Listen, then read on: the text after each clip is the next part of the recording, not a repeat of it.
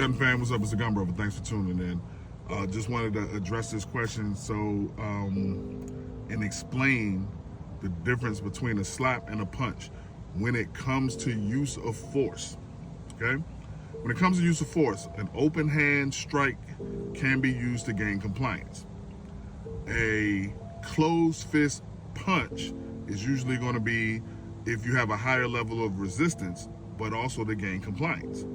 What you have to understand is you have to understand the training and look at it from the police perspective. See, everybody saw that from the passenger's perspective, where everybody's like, oh, he was nonviolent, he wasn't doing anything, he wasn't about to do anything. Well, you had a 4K view of it. The officers are standing outside where he's behind tinted windows and has been non-compliant for a matter of minutes at this point. For someone to be non-compliant and remain non-compliant, there's no reason for me to believe that when I break this window, he's going to all of a sudden start following my verbal commands. As a matter of fact, it's probably going to get worse. He may start shooting at me. He may punch or fight me. This is the explanation for the compliance strike.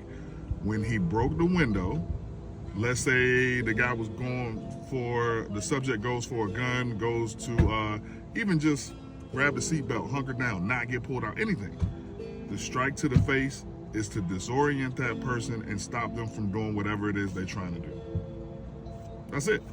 And it's probably going to get justified. What you have to understand is this is in training manuals. This has been in practice for years, and it's 99%, I'm pretty sure it's going to get justified. All you saw was him sitting there and got hit in the head. That's what it looked like. But like I said, he hadn't been compliant for a matter of minutes. He had not obeyed not one verbal command. Why would I think when I break this window, he's going to start now? Window gets broken, he may or may not reach. I don't have to wait to see if he's going to reach for something. I got to make sure that he doesn't. Pow, compliance strike. He doesn't, I get the door unlocked, we get him out. Now, a closed fist can be used for compliance with an elevated level of resistance. So once he was out the car, yeah, there was 3 or 4 guys. They were saying, get down, get down, get down. He was saying, no, no, no, no. And yes, they got his hands behind his back. This is not a fight. This is for compliance. This is for control. So, and you gotta look, this is from the officer's standpoint. What happened? He went down. That's what a compliance technique is to do. Gain compliance. He wouldn't get down. Strike to the chin, he went down. Then they got him handcuffed.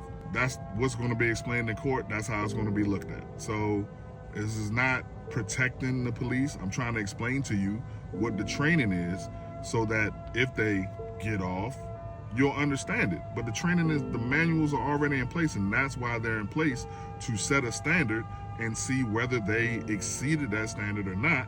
And it can be easily argued, like I just told you, that they didn't exceed the standard. So don't be surprised if they're not found or charged with any violation of use of force. If you still got stuff to say, throw it in the comments. I know you will. I'm with it. All right. With that being said, man, Gun Brothers out. I'll talk to y'all.